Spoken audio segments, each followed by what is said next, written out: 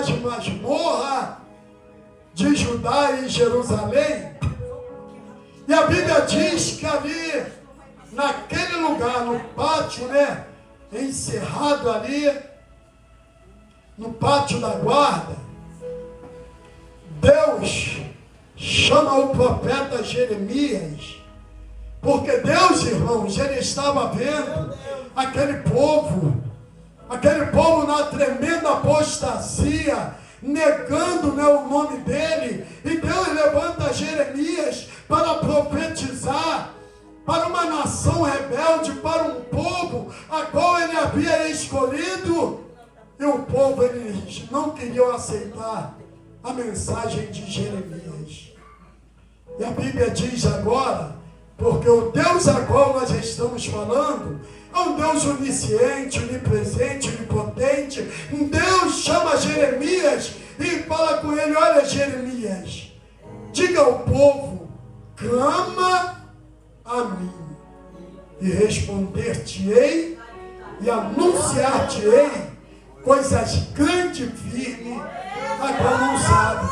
Porque Deus, quando ele manda o profeta Jeremias agora, igreja, clamar a ele, Deus não estava querendo falar para o povo daquele momento a qual eles estavam vivendo, porque o momento a qual eles estavam vivendo era um momento de penúria, era um momento a qual Nabucodonosor, né, já havia levado 2 ou 3 vezes o povo para o cativeiro, e agora Jeremias, ele profetiza ali para os reis, para que eles viessem colocar o seu jugo debaixo do pescoço de Nabucodonosor, porque Deus, através desse fato, Deus iria trazer ao povo a paz a qual tanto eles queriam. Mas o povo rebelde, obstinado de coração, eles não ouviam na voz do profeta. Aí Deus agora, na sua onisciência, chama o profeta Jeremias no momento difícil a qual o povo eles estavam vivendo. Tu vai ver, Nabucodonosor cercou Jerusalém, estava prestes, né, a entrar e levar o povo cativo. E Deus fala para Jeremias: Jeremias, clama a mim. E se você for ler não somente esse texto, mas se for ler o texto, Deus estava falando ali para Jeremias, para que o povo clamasse a ele, porque Deus estava querendo trazer prosperidade, Deus estava querendo trazer saúde para o povo, bênçãos, vitória. E Deus fala para eles: olha, clama a mim. Aleluia! Igreja, como tem sido nossa atitude diante de nossas dificuldades, problemas, luta do dia a dia? Será que nós temos clamado a Deus? Ou será que nós temos murmurado? Será que nós temos nos faltado na fé, a confiança nesse Deus que nos escolheu, esse Deus que nos chamou, tirou-nos do Egito com um braço forte e mostrou o seu poder? Porque a Bíblia, ela vai nos dizer no livro de 1 Samuel, não sei se é capítulo 1, versículo 10, ou capítulo 2, versículo 10, que Ana, com amargura, ela clama ao Senhor. Ana, diante daquela dificuldade, Ana, ela bem que ela poderia reclamar, porque Penina, sua adversária, tinha filha, ela não tinha. Ana, uma mulher fiel, mas a Bíblia diz que Ana, ela é amargura de coração. Ela clama a Deus. E sabe o que Deus nos ensina? É nós clamarmos ao Senhor. É nós, nos momentos de dificuldade, igreja, buscarmos a Deus. A Bíblia diz que Ana, diante daquela amargura, ela ora a Deus, ela clama e ela tem resposta. Nasce o fator do seu clamor, que é Samuel, que foi profeta, né? Ele teve um tríplice mandato em Israel na época. Profeta, foi foi juiz. Olha que coisa. Diante de uma dificuldade, uma amargura, aquela mulher agora ela clama. E se falarmos de Ezequias, no capítulo 37, do livro do profeta Isaías, no versículo 14.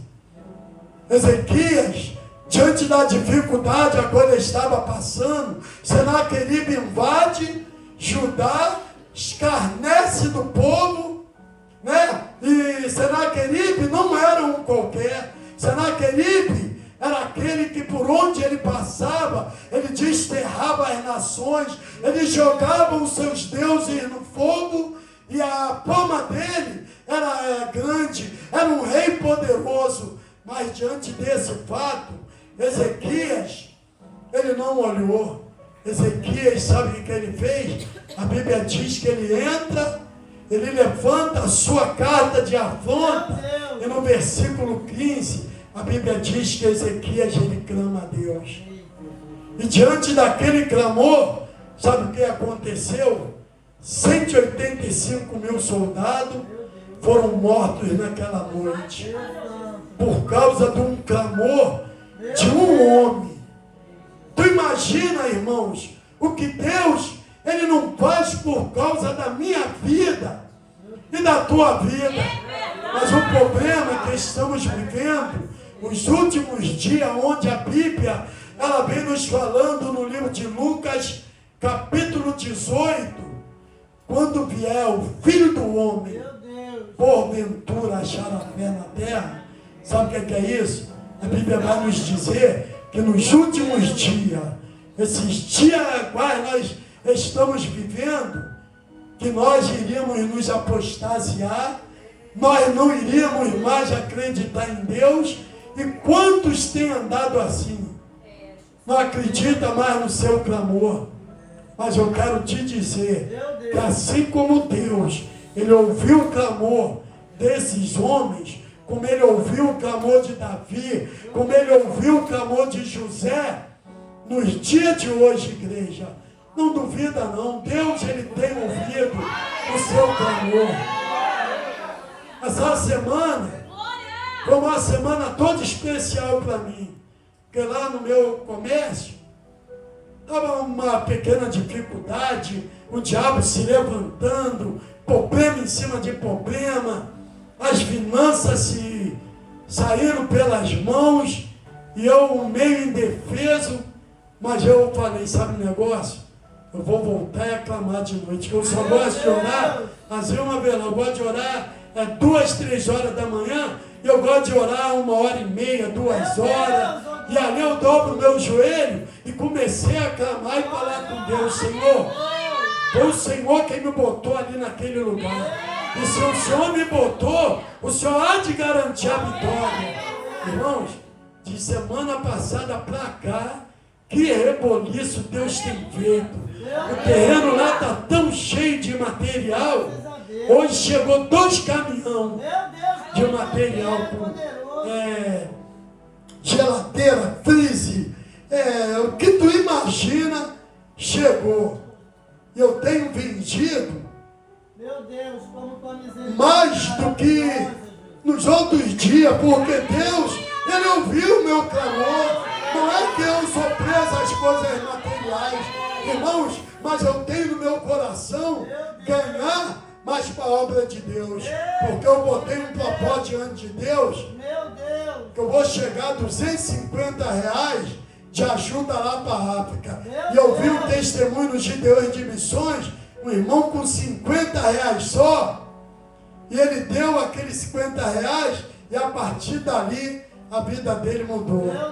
E Deus me despertou, que o Márcio esteve aqui, ele manda sempre para mim. O problema nosso é que nós somos muito mão mirrada. Não é que nós somos mão mirrada, mas nós não acreditamos. A gente dá o dízimo, dá uma ofertinha, acho que isso é... Não, irmão. Uma obra missionária é a obra que está no coração de Deus. E ali eu comecei a ofertar. Eu falei para Deus, Deus, eu vou dar um tanto toda semana. E comecei, irmãos, a 4ª semana que eu estou dando. Essa semana né? Eu vou dar o dobro do que eu dei semana passada, e eu pretendo chegar a 250. Irmãos, tu vê aquelas crianças, elas não têm o que comer, só comem aos sábados. E aquilo mexeu no meu coração, porque eu falei, meu Deus, eu como todo dia, toda hora, é fruta. E fiz esse propósito. E Deus está abrindo as portas. E eu pretendo, irmãos, um futuro bem próximo, dar 250 por semana para aquela obra missionária. Irmãos, começa a colocar no seu coração. Mas sabe o que foi isso? Foi um clamor. Foi o que Jeremias, Deus falou para Jeremias, Jeremias, clama a mim. Clama a mim.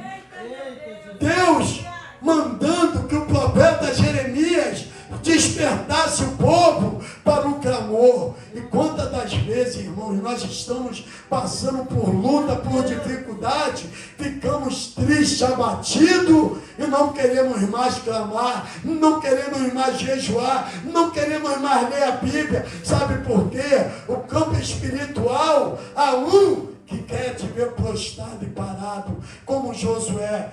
Josué, o meu servo Moisés é morto. Levanta-te agora. Irmãos, precisamos nos levantar.